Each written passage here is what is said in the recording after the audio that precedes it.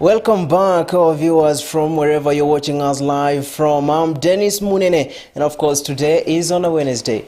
On a Wednesday, you know, it's on a Civic Wednesday. Now, today I have some guests in studio. We'll be discussing just a few issues and matters arising, matters concerning voters come 9th of August. That's the conversation we are unpacking today.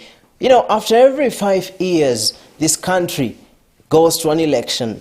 Every 5 years we go to an election where we decide on who to vote for the next government. Now, joining me in studio, I've got two gentlemen. On my right side is Naftali Etale Otiato, is a representative of Bunge la Mwananchi, and on my far right end is man like Hesbon Otieno. He's also a political commentator, and he's also a clergy leader of Legio Maria here in Nairobi. Yes, welcome so much, gentlemen. Thank you very much. Yes, the elections are here. Yeah. We'll start first of all actually by introduction. Naftali, yes, we are here, and the topic at hand and the matters at hand, it's about politics. Yeah. It's about elections. Come 9th of August, that is probably next week. We will be having a new government in office, of course, you know. Yeah. I don't know, this is a question that I'll pose to both of you. How do you feel about this year's election? Naftali. Okay, thank you very much.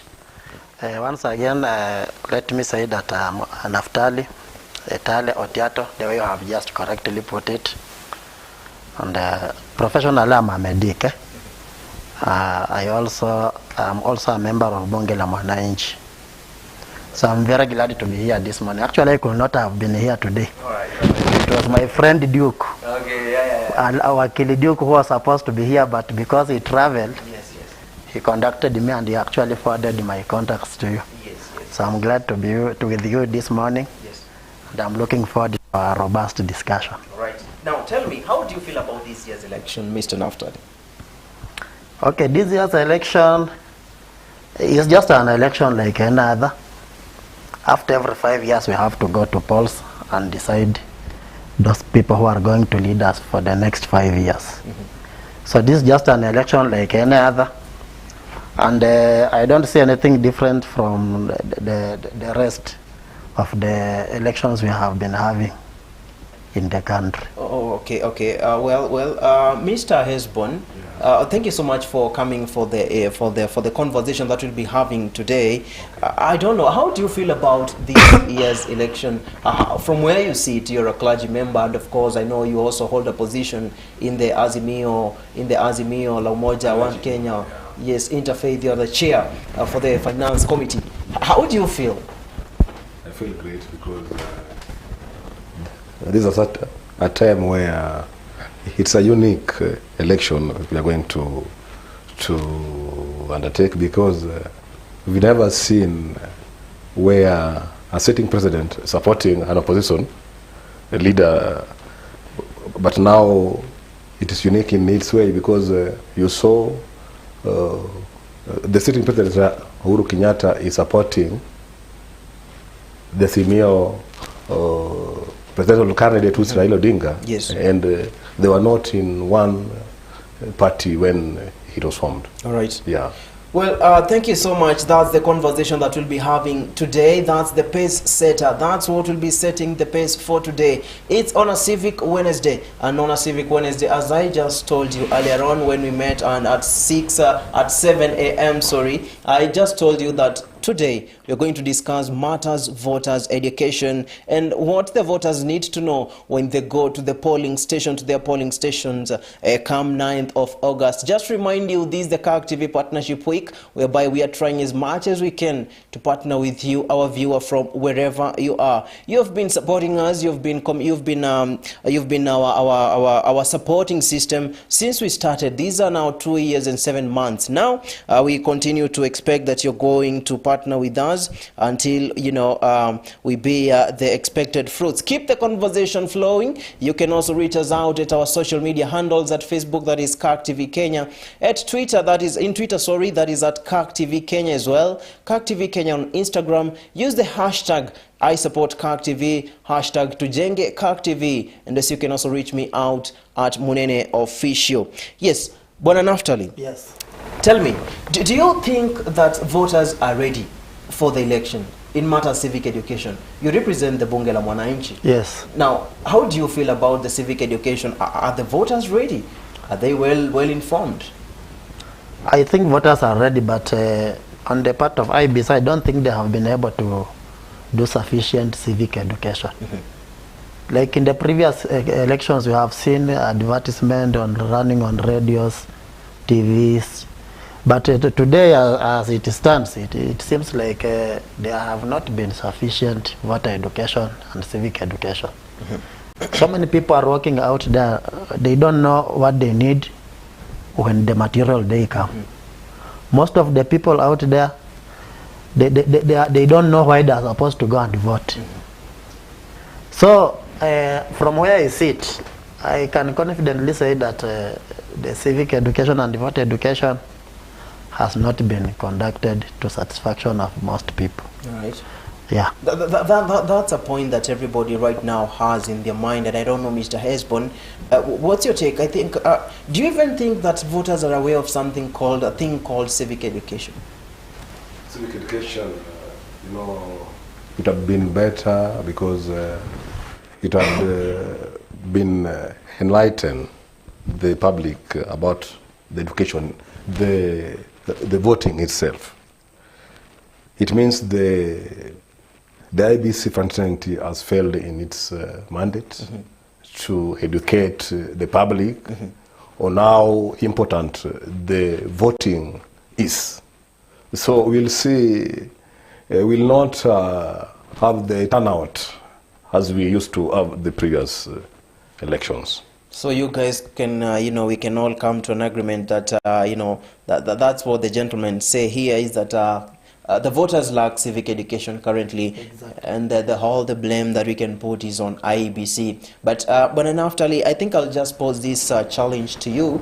How do you feel, you represent Bunge la Mwananchi. Yes. Is it possible, or how have you, as the Bunge la Mwananchi, how have you made sure that these voters, even though IEBC has failed, to give the necessary civic education to voters, what step have you taken, you as a Bunge la Mwananchi representative, or even the Bunge la Mwananchi in Nairobi County? We are trying, because as Bunge, we don't have any money allocated to us.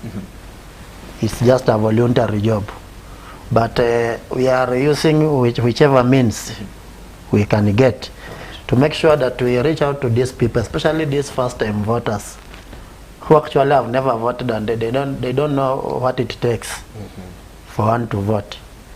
For example, you can actually see that we failed on the target of voter registration. Actually, IBC was targeting almost 6 million new voters. So those were the youth. Those who had attained 18 years and above, and they had the necessary documentation. But you can clearly see that we performed below average. That is where the rain started beating us, because out of the 6 million targeted registered youths to be registered, we actually ended up harvesting only less than 2 million.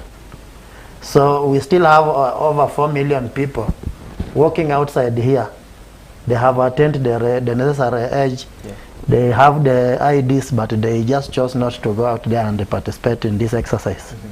So as Bunge, we are really trying with the limited time we have, because we are really talking to the youth, telling them the significance of taking part in this democratic exercise. Yeah. All right, just like you've put it, it's like yesterday I was having a conversation with one of the youths, and she told me that she's not going to vote. And she won't vote, actually. And when I tried to reach out, what's the reason, she said, this thing, I mean, why should I even vote? Bwana Hesbon, why should we even vote? We should vote because it is a democratic right of each one of us. And if you don't vote, you've not presented your views or anything that would want the next government to articulate. So by voting, that is a must. You must vote. It's only that we're not aware whether the integrity of the conduct of the election will be at par. Yeah. Oh, I mean, why did you raise that question? That point of integrity. Yeah, you know. do you have some doubts? Yes, like Kenyans of goodwill, we must have had doubts when we saw some Venezuelans come to Kenya holding electoral materials Right. at their disposal, and they could not ascertain where they got them, and when and where were they, where they were taking them. All right. Yeah. So it is important for us to ask and interrogate how prepared is IBC. All right. Yeah. Well, Bwana Naftali, Yes. Mr. Hesbon has just raised a very, very, very serious and a very, it's a serious issue.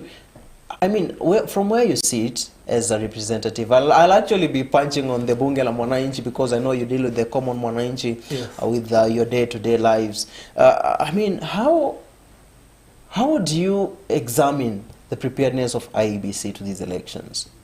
How do you examine it? You know, since the last elections, IBC has had over 4 years to prepare. And you know, from the previous experience, an election is not an event. It's a process. Right. So, and again, we are coming from the history of an election that was nullified. We have people who are murdered mysteriously, like the ICT director of IBC. Yes. We have cases where we have had even a commissioner resigning and going into exile. Yeah. So based on the previous experience, actually we are coming from a dark past. And the IBC has had 4 good years to learn from the sad experience. But the way things are, it seems like it's just business as usual. They have not learned. Because 4 years is a big period. You can actually do something. For example, when the Supreme Court nullified those elections, they came out with an analysis of what transpired, and they actually told IBC this is how you are supposed to do it. So IBC should just go back to the drawing board and learn the basics.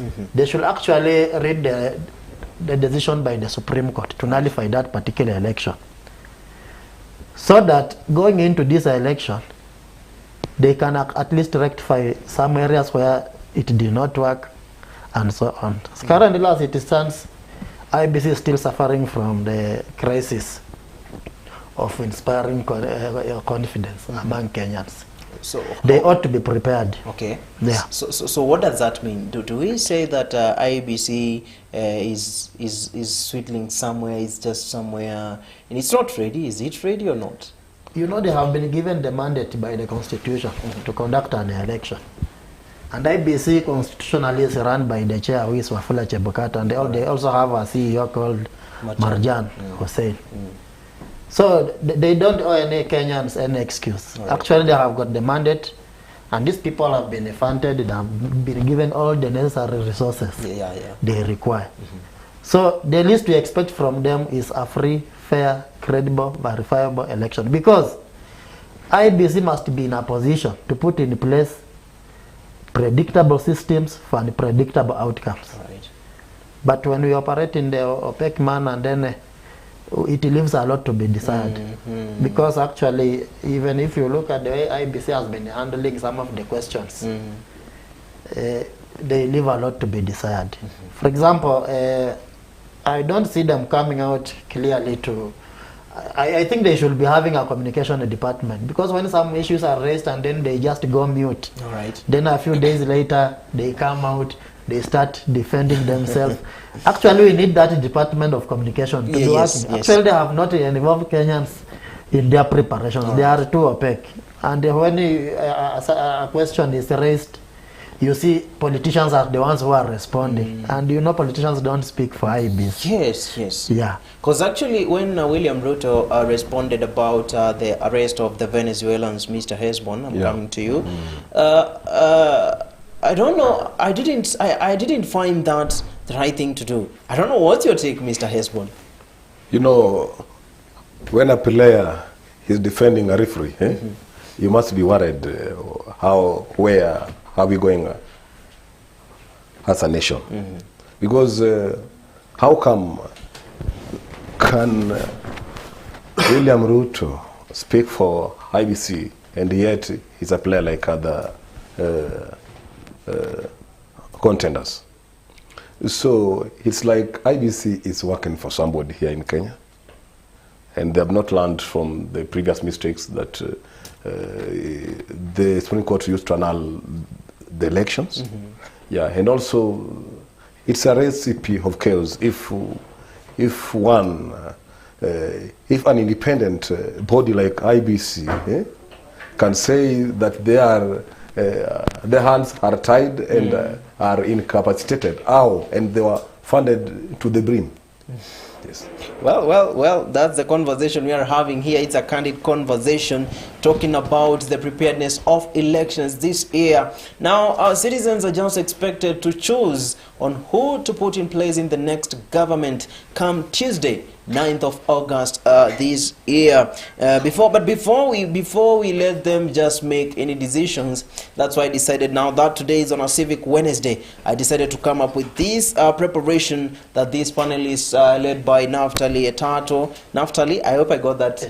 Etale Otiato. Yeah. And Bwana Hesbon Otieno. Just to put everything into context and put everything into perspective, whereby they're supposed to tell us, and they're supposed to tell you, our viewer, what is expected of you when you go to vote? What is that you're missing? What is that you need to know before you go to cast your vote? Now, everything we've talked about here revolves all around civic education.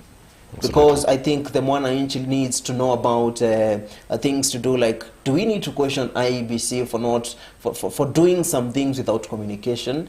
We also need to know where is our position as voters in this election. I mean, so I don't, Mr. Naftali, yes. I think kindly, would you just kindly give us maybe what is the importance of having a civic education or a civilized, well-educated group of voters?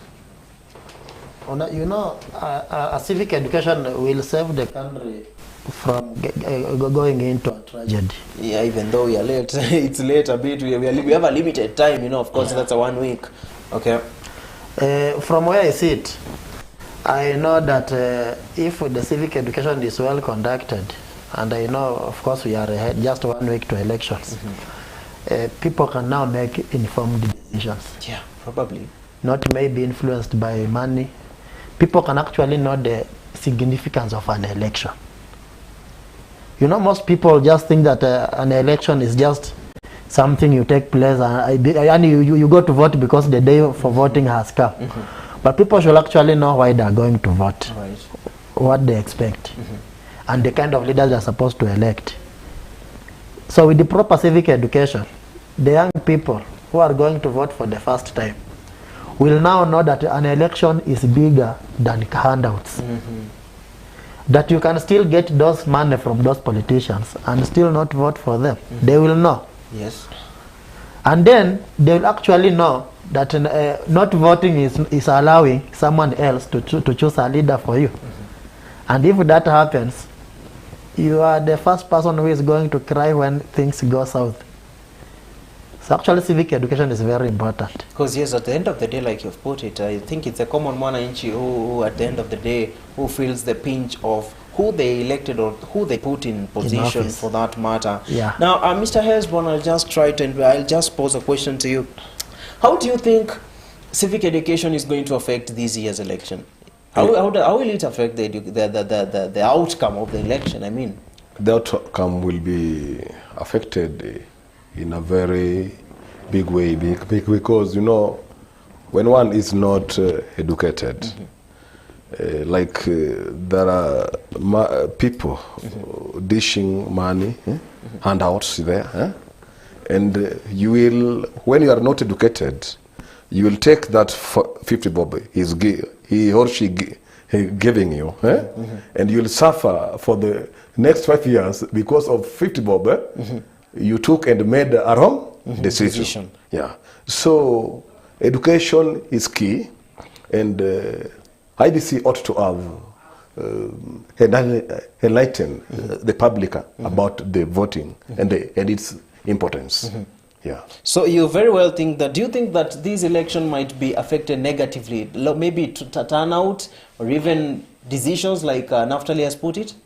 The turnout could be good or moderate, but you know, the IBC as an entity ought to have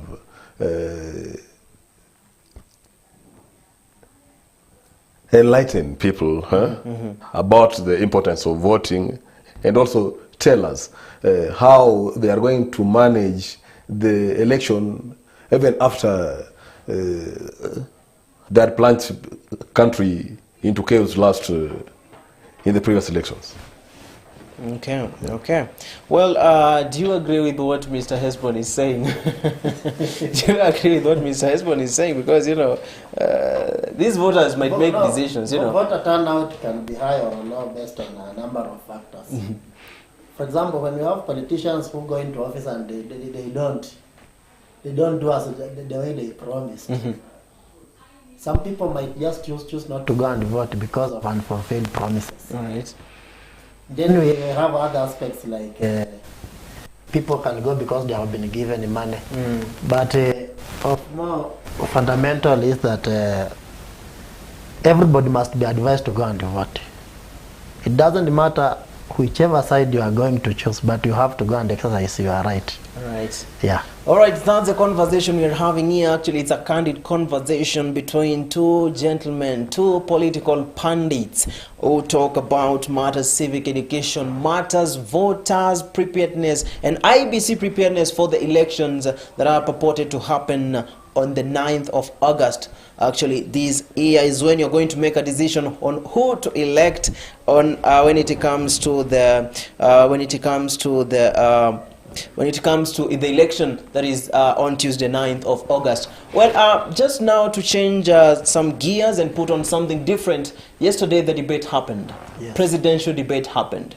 We expected Raila Odinga could be there. We expected Wajakoya could be there. But now, I really don't know what happened. Raila Odinga snubbed the debate. Wajakoya snubbed the debate. He was there, but he didn't participate. Well, now we're just going to have just a clip or a video clip of Wajakoya and Raila Odinga snubbing the debate. I don't know whether we have that clip. Let me see whether we have the clip. Nyinyi waandishi nyinyi, mimi nawaonya hivi, hiyo presidential debate mimi sikuji. Mumeenda kuleta sheria nyingine ya upumbavu, ati mnasema ati tutakuwa na 2 tiers. Ati watu wakisema opinion poll ikisema 5 na juu. Nyinyi mnatubagua kwa nini? Si mnduachie huyo mzee nicheze na yeye na huyo na nini? Hizo opinion polls zimekuwa rigged. Tunajua kuna waizi hapa. Wanaenda kulipa hao watu wapatie. Mimi sina pesa ya wizi. Mimi sijawahi kufanya kazi ya serikali isipokuwa wakati nilikuwa askari. Nyinyi msiporekebisha, mkifikiria Wajakoya atakuja hapa akue namba 2 na naona niko na hii. Shauri yenu. All right, that's Wajakoya, John Lujiri Wajakoya, the man himself, the man of the day. He carries the day every day. You know, he says now he won't be participating in the debate. He actually puts the blame on us media people. Yeah. I really don't know why. You've also heard him putting a claim on opinion polls. Yes. We'll be back to that later. But what's your point? Why did Wajakoya even snub the debate? How does that even affect the debate? And is it the nice thing is it the right decision that Wajakoya made? You see, I don't speak for them. But I believe that they had valid reasons as to why they skipped the debates. Okay. Actually, at the end of the day, we ended up having an interview, not even a debate. Exactly. It was just like an interview. So, having said that, I will say that debates are normally organized to give these candidates time and space to articulate their manifesto. So, you can choose to go and you can also choose not to go. For example, last election, we had William Ruto and Uhuru Kenyatta, they snubbed. Yes. And Raila Amolo Odinga ended up debating against himself. So it's not the first time candidates are snubbing it. Alright. It depends, and then maybe based on the experience of the previous debates. You see, we had a debate of the deputy presidential candidates where Rigathi Gachagua was facing off Martha Karua. But Rigathi Gachagua veered off the road and he started now debating Uhuru Muigai Kenyatta, who was not there. And you see, the moderator did not call him off. He was supposed to be interjected.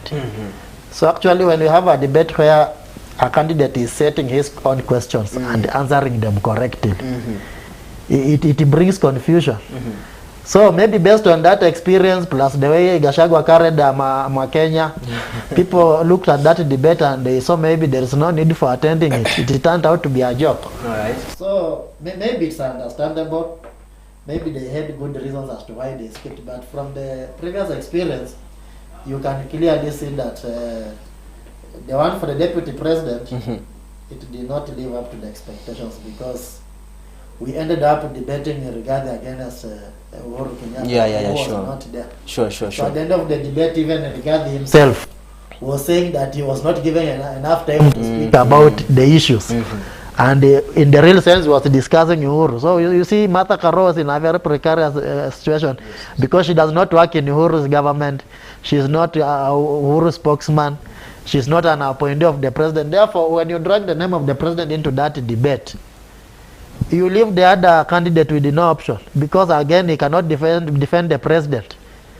At the same time, he cannot talk ill of the president. So at the end of the day, the debate ended without Kenyans getting what they wanted.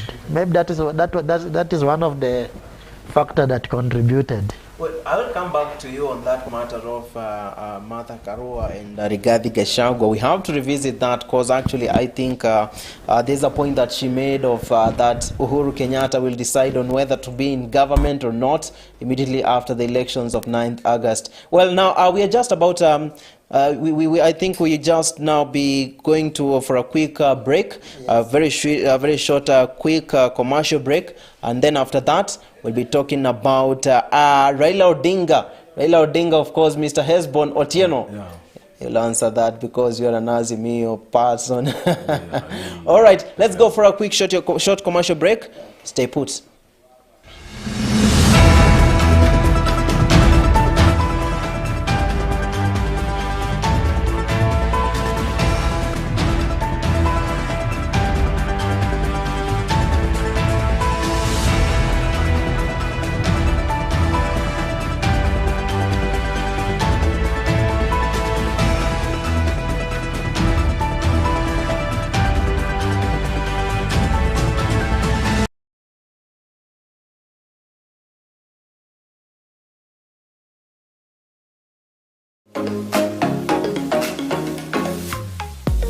Welcome to Pimaya Motors Mombasa, dealers in new and used Japanese, German and European cars. We have all varieties from saloon cars, matatus, buses and trucks. All our prices are currently discounted.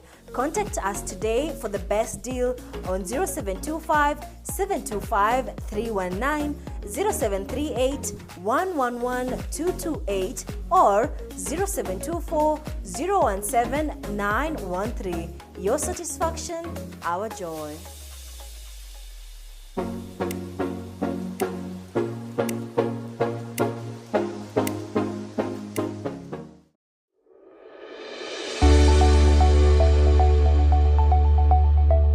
I'm Celestine Kemunto. I'm taking a bachelor's in business information technology. I chose Zitech because first of all, Zitech has been ranked among the best in ICT, and I thought it will be best. It will be best for my course. First of all, there are so many ICT labs in Zitech University, which enables students, mostly those who are pursuing IT courses, to get to know more about their courses, of which the labs have so many computers which have Ethernet, which is easier for them to browse. If I were given a chance to choose another university, I'll definitely choose Zitech University. Apply today. Zitech University. Invent your future.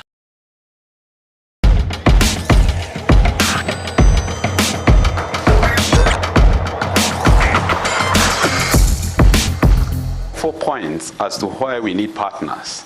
Number one, it is because partnership and partnering is biblical.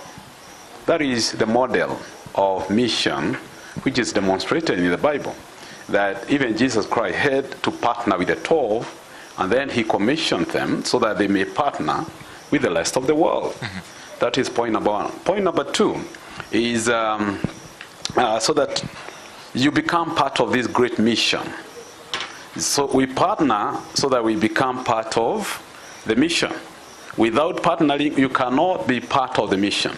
One of the values in the Presbyterian Church of East Africa is that nobody in the mission should be a spectator. Come so that you become part of us, we do mission together. How do you do it? Become a partner of Kirk TV. Number three, we partner so that you may tap the blessings of the mission. So once you partner, as we continue to evangelize, we reach those people who are unreached, you become or you tap part of the blessings you get through partnership. And that is very important for everybody to come so that we can join together as we tap the blessings of doing mission together. Finally, it is because we need to expand together. Kirk TV is expanding. Kirk TV is growing, and that is why we see the viewership growing every day. So partner with us so that we can expand together. To partner with us, send your financial support to pay bill number 401-9613, account partner. Pay bill number 401-9613, account partner.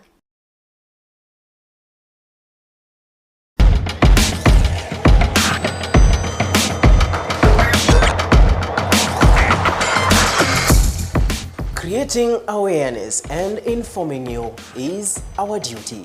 Law is order, and good law is good order. And just because you are not sick, it doesn't mean you're healthy. Kama mchwa, bidii yako, mali yako. A happier family is but an earlier heaven.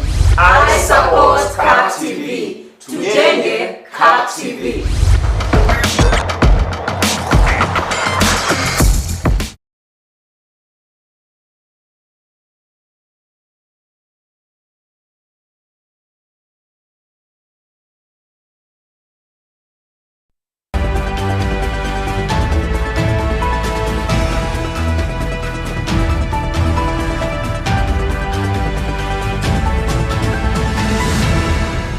Welcome back. It's actually 20 minutes past 10. We're having a candid conversation right here with my panelists, actually political pundits from Nairobi County. We're just here to talk matters. 9th of August, road to August 9th.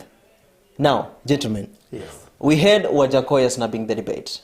And also we heard Raila Odinga, my boss, snapping the debate. Is also, he also snapped the debates. And earlier on, he had also his secretariat and also had also given a press release that he won't be attending the debate. And a lot of people, myself included, thought that this is just a political mind game. Yeah.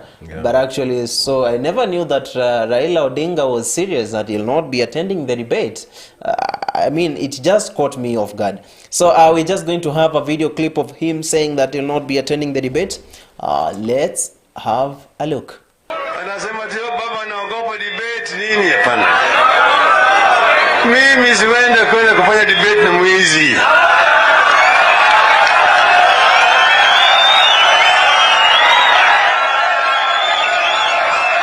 Na muongo ambaye anasema uongo mhanga kila siku. Yeye ni kama yule mwizi ambaye ameiba hapa na fukuzwa na watu wali mwizi ni huyo. Akapiga katika ile kona, anaona yule mwingine ambaye ako na nini, ana uoga, anaanza kutoroka namna hii, anasema huyo. Sasa watu ambao hawakujua wanaanza kumfuata yule mwingine, mwizi anatoroka. Wanaiba na ukisema umeiba hapa, anasema pana. Wewe uniona? Anasema wewe uniona? Anasema mlinzi ni yule fulani. Sasa hawa watu kila mara Tukiongea juu ya mambo ya wizi, wanasema sisi si wizi. That we are actually weaponizing the war against corruption. Kusema hiyo corrupt, umeipa Aror na Kimarer, hapana bwana. Pesa imepotea tu, sio bilioni 21, bilioni 7 peke yake. Kwa hiyo mimi nimesema tutaonana jamaa yule kwa debe. Hapana kwenda kuongea na yeye. Sina haja kuongea na wezi. Mnasema namna gani? Sema namna gani? Wangapi wanasema nisiongee, isiende kuongea na mwizi nione kwa mkono yangu.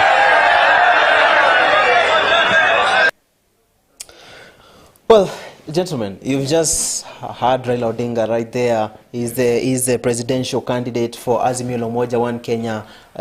Is it a party or is it a coalition? Coalition party. Is that coalition party? Coalition. Yes. So, Mr. Hesbon, Yes. I know you come from Azimio. You have got some good roots in, and you know you have got some good information about Azimio la Umoja One Kenya. Now, you heard Raila Odinga there calling Ruto Mwizi is not going to debate with a thief Mwizi. You know, in that I just put him in quotes because those are not my words. How do you take it? Raila Odinga snubbing the debate. Was it a nice decision? Was it a good idea? You ought to have snubbed the debate because the issues that were to be discussed at the where was that? Catholic University were issues to deal with corruption, integrity, and maybe other perennial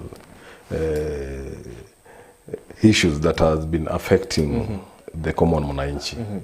So he made it clear he would only come when the panels would involve matters, corruption and integrity. So Raila has been fighting for the common mwananchi from time immemorial. And that day he wanted to go and tell mwananchi who has been masquerading as a chief priest and a thief, a perennial thief, who is Ruto. You just called him a perennial thief. All right. Because, all right. On that matter, still on that matter, don't you think Raila Odinga saying now that if I come to the debate, we have to discuss these points, don't you think that's compromising whoever was planning the debate? And actually, whoever planned the debate, I believe that he had an order, he had something, he knew what to ask there during the debate. Don't you think that would be compromising the panelists? Not really compromising the debate or outcome. Raila himself is a brand. And you cannot go somewhere you know very well you are going to be tainted. Okay. Yeah. Ruto would throw his tantrums because we saw in the last meetings when he was conducting rallies. He mentioned Raila rigorously, and he could even call him names. So Raila didn't want such scenario to happen on a national podium, like the debating. Yeah. All right. Mr. Naftali, let me just come back to you. Yeah. Raila Odinga snubbed the debate. Yes. Raila Odinga is the candidate for Azimio la Umoja One Kenya coalition party. Yes. It's headed, of course, Uhuru Muigai Kenyatta is inside the coalition because of his Jubilee party. Now, during the deputy presidential debate, we heard Martha Karua saying that she was asked a question of what's the position of Uhuru Kenyatta in Azimio la Umoja One Kenya coalition party, and Martha Karua was so swift to answer. She said that Uhuru Kenyatta is just a mere party leader of Jubilee party, and when she was asked now a follow-up question of then what happens if Raila Odinga wins the election? Will we still have Uhuru Kenyatta in government, or how is it going to happen? And there you are saying that Martha Karua could not defend the president because she's not in the government herself. Yes. I mean, don't you think that there's something to do with Uhuru Kenyatta being in government, maybe after Azimio la Umoja One Kenya wins the election? You see, at the end of the day, after all is said and done, every Kenyan is supposed to be in the government. Because the government of the day must serve everyone, whether you voted for it or against it. So we expect Uhuru to continue being in the government by the virtue that he's a taxpayer and he's a Kenyan. He will have to receive the services from the government. Okay. Yes. He just dodged my question. He just dodged my question. but it's okay. Well, the presidential debate has happened yesterday, and of course we had the deputy presidential debate happening. Of course, you know, the presidential debate is of much importance, despite the fact that we held the first one in 2017 or 2017? 2017. This was the third one. This was the third one. So we started it on 2013, 2017, and this is the third one. Now, Mr. Naftali, I'll still be back to you. Yes.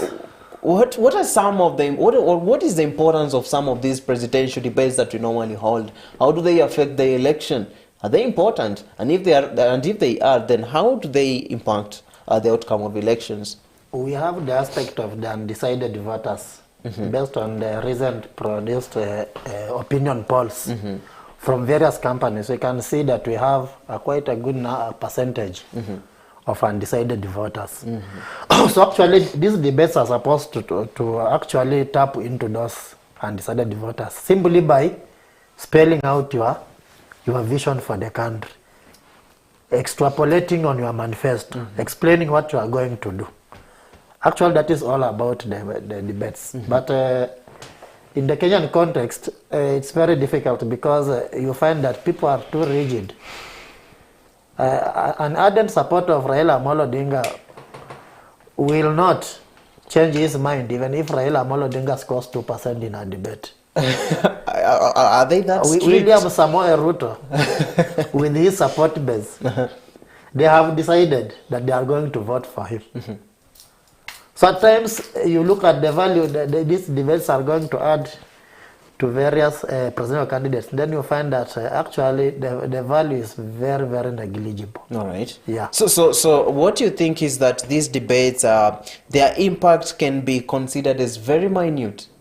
They are just cosmetics.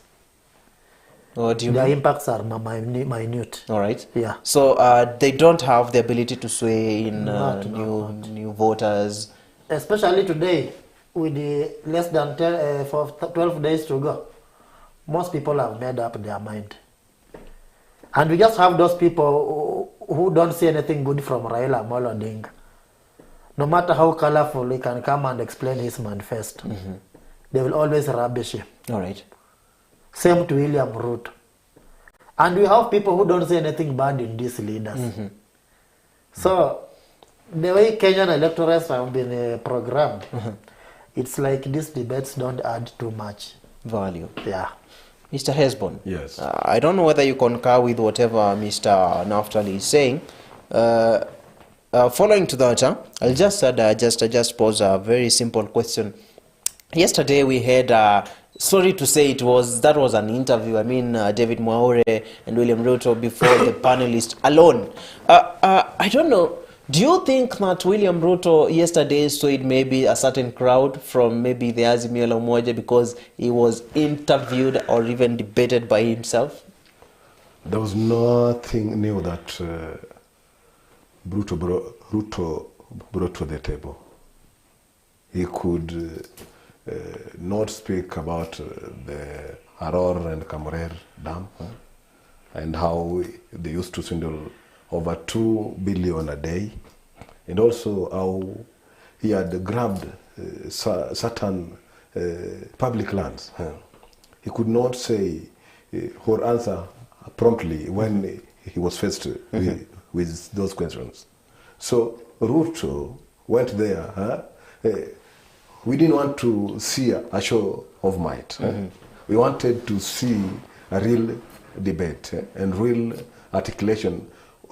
nothing Ruto told us new that he will do to the public. You know, you're talking like an Azimio supporter now, but I just want, let's be fair. I want us to be fair, very fair enough. Eh? Yes. I just want to be fair enough. Do you believe that there were claims that William Ruto yesterday swayed a mass number of crowd from Azimio la Umoja to his Kenya Kwanza coalition? Do you believe that is true? Nothing near the truth there. Because nothing could be near the truth. All right. Because Raila, his followers had made their minds even before the conception of Azimio and what have you. Raila had his voters in the pocket. All right. Yeah. So there's nothing Ruto could take from Raila, even he never did. I can tell you for free, Raila won yesterday because the people expected Ruto to go a notch higher to explain what he has for this country. But he did. But nothing. So we go to the point of now that the Kenyan electorates are quite programmed such that they cannot just make those abrupt decisions just because of debates, right? They are very rigid. All right. Yeah. Well, now moving forward, maybe you're just wondering why we're having a conversation about the debate is because you as a voter, you really need to know who you're voting for when it comes to the 9th of August, because you really don't want to make this mistake again of putting a person who you start maybe complaining after 5 years again, and you start saying, you know, oh, they elected this person, they put this place in power, oh, si kupenda huyu mtu alikuwa mtu wao. I mean, we don't want that situation to happen once again, and that's why me here, Dennis Munene, I'm accompanied by these political pundits who are going just, we are just trying to unpack some of these miseries that we voters don't understand. And just remind you that this is the Kirk Partnership Week, whereby we are trying to traverse and communicate and catch up with you as our viewer who has been with us for the last 2 years and 7 months right now. Well, just to inform you is that Kirk TV will be back to you with various programs and various new shows and whatever. Just everything will be new just to make sure you partner with us and, you know, we continue sailing in the same boat. Now, just to tell you is that you can just keep on communicating. Let's keep on communicating. Yes, you can reach us out via our social media handles. That is at Kirk TV Kenya on Facebook, Kirk TV Kenya on Twitter, at Kirk TV Kenya on Instagram. You can also reach me out at Munene Official. Use the hashtag I support Kirk TV, hashtag Tujenge Kirk TV. Mr. Naftali, back to you. You brought about the issue of opinion polls. Now, Kenyans have been tasked with a very, I think this is even the hardest thing Kenyans can come to. I've just come across this election period, this electioneering period, to determine the correct and the accurate opinion polls. What's your take on opinion polls? Because it's Kenyans that affect, actually. They affect Kenyans, the opinion polls. What's your take? You know, opinion polls are a very important aspect, especially in the political arena. Even these politicians, they do their own internal polls. You cannot just campaign without knowing the trend. So actually, opinion polls are very important, but they are supposed to be very scientific, and those people who are doing it must be come out clearly and state maybe the methodology they have used and so on. So according to me, I think opinion polls are very important. We don't know how accurate they are, but it at least tell you the trend. So I will not be the one to dismiss opinion polls, but use the opinion polls to strengthen where there are weaknesses. Mr. Hesbon, yes. Mwananchi, Wanjiko, they call them Wanjiko. Wanjiko, most of the Wanjiko claim that mimi si kuulizwa swali. I mean, why are they putting Raila 45%? Na mimi ni mtu wa UDA, mbona mimi si kuulizwa? What's your take on that? You know, polling, opinion poll is scientifically carried out, and it's not necessarily that you must have been reached in person. Other people send their views, they sample, they compile, and maybe use to make their case. But here, opinion polls cannot determine the things on the ground. Yeah, so opinion poll is just a way of knowing where the wind blows from and to. Yeah, like now, the opinion poll says that Raila is leading, and that is it. Yes. Yeah, so even when we conducted, when the last opinion poll was conducted in previous elections, it showed Raila was winning, and later we saw Uhuru, who was also winning. But today, the opinion polls are just a sham. But they may tell us where the wind is blowing from and to.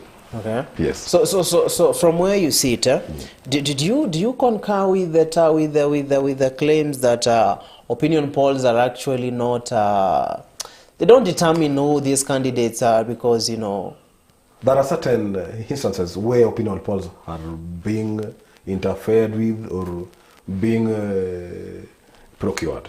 Yeah. Because we heard Wajakoya saying his opinion polls zenu hizo. Do you believe they are corrupt? Could they be corrupt anyway? Yeah, like that one that was pulled down when Rigathi was interviewed there at university. You cannot disclaim that opinion poll. You cannot. What do you have to say, Naftali? Especially in politics, politicians are who they are. When it favors them, they say it's fine. When it goes against them, they discredit. For example, you remember the Infotrack, the TIFA, when they started doing polls around last year, there's a time William Ruto was leading in almost every region, except Nyanza. And I remember Raila did not speak anything about it because he had not declared his candidature. Okay. So at that particular period, I saw Raila was polling at around 15%, and William Ruto was way far much ahead. All right. So the way they comment is based on how they rate in those polls. And as I have told you, they dismiss polls, but at the end of the day, when they go back into the boardroom, they discuss those polls. Because polls will also assist you in the strategy. Qua ground. It will play a role, because where you are not doing so well, yes, you are likely going to improve on the strategy. All right. To win over voters. So they are not very accurate, and if they say so and so is going to be the president, it doesn't mean it will go that way. But at least when they tell us it is a two-horse race, it's clear that it's a two-horse race. So when they tell us they are undecided, not during the voting days, the day there will be no undecided. Okay. People will either vote or stay at home. Okay. And when they tell, the same polls tell us that there's possibility of a runoff, they are basing the argument on the number of undecided. But on the voting day, I don't think that we are going to have a runoff, because we have two top candidates who are competing, and the third candidate, I don't think he is able to amass maybe 1 million votes. You actually said three. We have another one. There are four. There are four. I don't see anyone else challenging them to an extent that he can get 5 to 6% to deny the front runner a clear victory. All right, that's the word of mouth from these two political pundits I just sat aside beside me. And actually what we're just trying to put into perspective, it's actually what you as a voter you're going through. I'm very sure you've heard of opinion polls, you've heard of the presidential and the deputy presidential debates, and we're just trying to analyze how important they are. Now we're just going for a very short quick commercial break, but yes, I'm informed that we have a clip about the political blame game in this country. Okay. Yes, because in the past we have seen Raila Odinga, Uhuru Kenyatta, and Deputy President William Ruto throwing blows to each other. Yes. I want you guys to tell me, how do you find these, and is actually this situation or this state of the matter going to repeat itself maybe after the general election? So if we have the clip, maybe we can just have a look at it.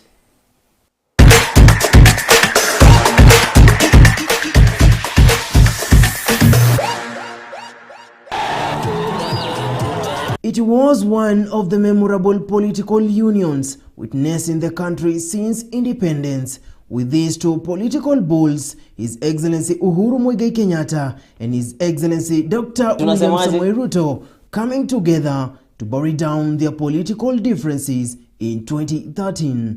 Nikotini inaamua rais ama ni nyinyi? Wakenya ni wale wale, wembe ni ule ule, sisi hatuna shida. Over the years, they say that one day in politics is similar to 365 days. From Tanga Tanga versus Kieleweke to handshake versus Kenya Kwanza. What has followed now is, after a long time of speculations that there were plans to impeach the President of the Republic of Kenya, His Excellency Uhuru Muigai Kenyatta, by his second in command, Dr. William Ruto, now it has become a topic of the day, with political pundits calling it just a mere propaganda and a suicide bomb that would go off any time on the faces of Kenyans as we head to the general elections this year. Bring that kind of emotion.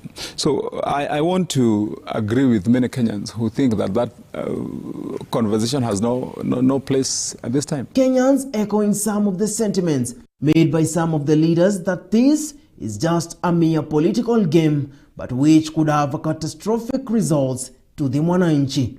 Hiyo tunaweza sema ni siasa. Sababu ya nini? Hiyo kitu wangesema wakiwa wameanza kazi, na kuimpeach president mtu hawezi anza kama term imeisha. Yani huyo ni kama kuchukua Wakenya kama hawafikirii ya kwamba kuna mahali tunaenda, kwa sababu hii nchi tumeiunda kwa msingi wa democracy. Sasa ni vile wanasiasa waangalie sana venye wanaongea. Mambo ya impeachment wangeongea wakati ule, hapo tungejua ni kweli kulikuwa na hiyo mambo ya impeachment. Lakini kwa wakati huu tunajua tu ni mambo ya siasa. Kwa maana si mambo yako na msingi, si mambo tulijua, wanasema saa hii. Kwa wakati huu ndio wanasema yao maneno. Kwa hivyo si maneno tunasaongelea kusema kuna impeachment ilikuwa, kwa maana ni mtu aliona ni kama alisidwa, sasa anaona yeye aongelee mambo ya kuaibisha yule mwingine. Kwa hivyo wanaweza fanya hii nchi ikuwe na mapigano, na hiyo ni kitu baya sana kuongea kwa ile kitu haina msingi. Enyewe matamshi kama hayo ni matamshi yanaweza letea Kenya shida kubwa sana. Sasa ukikuja kutuchezea akili kama sisi wa Kenya, tunakuambia ushindwe katika jina la Yesu. But with all this going on, politicians have decided to play a cat and mouse games, with everyone pointing fingers to their opponents. Never, I have never, and I will never, and it has never happened that I could be part of anything that would bring down the government of Kenya, and those who are spreading those lies, shame on you. I'm not aware about those claims. Okay?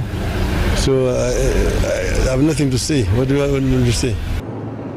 From the views by Kenyans, you've heard it that they say they had fears that such claims made on impeachment of President Uhuru Kenyatta that could lead this country into chaos, considering the fact that we are heading to the 2022 August polls this year. Reporting for Kirk TV, I'm Dennis Munene.